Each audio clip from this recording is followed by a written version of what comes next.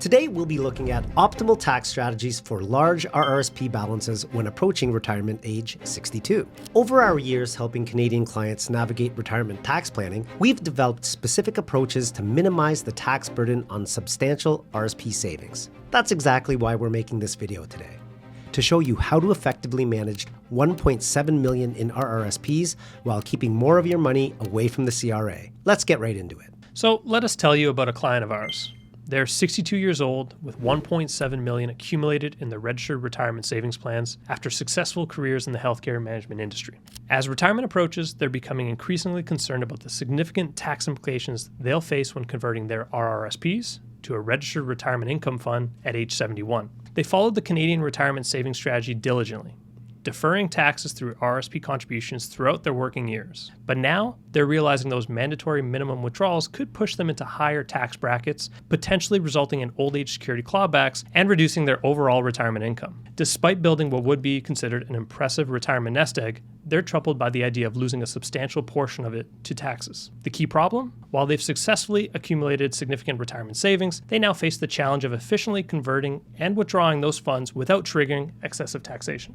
They're struggling to develop a clear withdrawal strategy that balances their current income needs with a long-term tax efficiency across RSPs, TFSAs, and non-registered investments. Now, if you feel like you're in a similar situation to the client we're talking about in this video, where you don't know how to minimize tax, click the first link in the description after watching this video. We've put together a free training that will answer all your questions.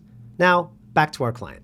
All of this uncertainty was having a real impact on their life. They were experiencing mounting anxiety, worried about potentially losing tens of thousands of dollars each year to taxes that could have been avoided with proper planning. What should have been an exciting time, looking forward to retirement, was overshadowed by stress. They were confused about the best withdrawal order, unsure about income splitting with their spouse, and questioning whether they should begin withdrawing from their RRSPs early before mandatory RIF conversions. Instead of enjoying their hard-earned savings, they were spending hours researching tax strategies and wondering if they needed expensive professional help just to avoid major mistakes.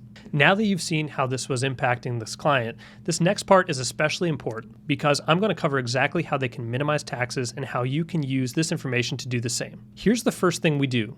We ask key questions. And we do this because every answer impacts how we structure the withdrawal strategy. Here are the exact questions I asked this client and why they matter. First, what's the breakdown of your $1.7 million across different RSPs and financial institutions? This matters because multiple accounts can create unnecessary complexity and additional fees. Consolidating accounts can make it easier to manage withdrawals and investment strategies. Second, do you have a spouse or common law partner with whom you can split income? Income splitting is one of the most effective ways to reduce taxes in retirement. It can bring both partners into lower tax brackets. Third, what other retirement assets do you have outside of your RSPs, like tax-free savings accounts, non-registered accounts, or real estate? Understanding this helps us determine which accounts to draw from first and how to coordinate withdrawals for tax efficiency. Fourth, what is your expected annual retirement income need, and how much of that will come from government benefits like Canada Pension Plan or Old Age Security? If government benefits plus forced RIF withdrawals exceed their needs, it can trigger Old Age Security clawbacks. Planning for this is crucial.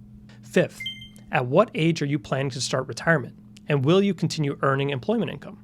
If they continue working part-time, for example, that income needs to be factored into their tax plan. Sixth, have you maximized your tax-free savings account contributions?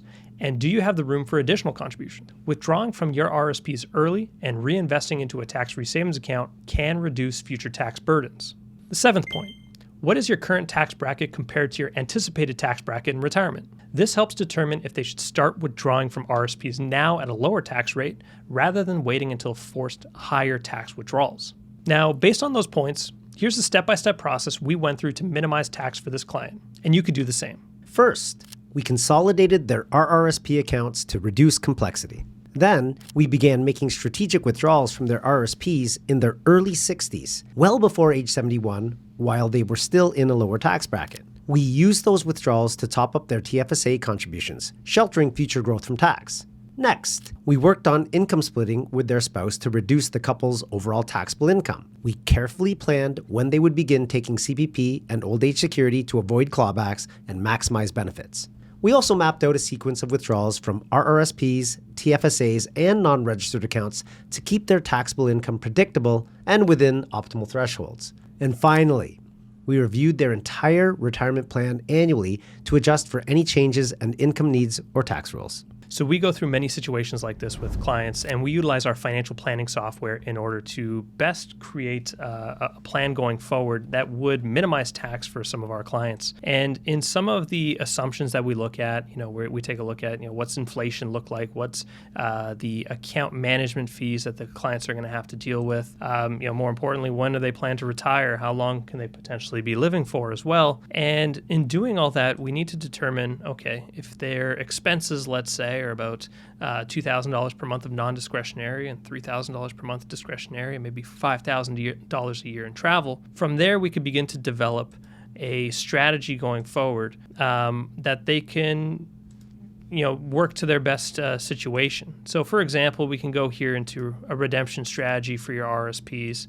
And like Carla was mentioning, maybe that means we're taking a little bit more out early on, let's say between now and maybe a couple of years post-retirement, maybe about 3 years post-retirement, and that'll bring them up until age 65. They might be taking more out of their RSP over that period of time, but what they might want to do is now flip over to the savings end of the spectrum, and they might want to put some of that money into their tax-free savings account if they're just taking more than they need to out of their TFSAs.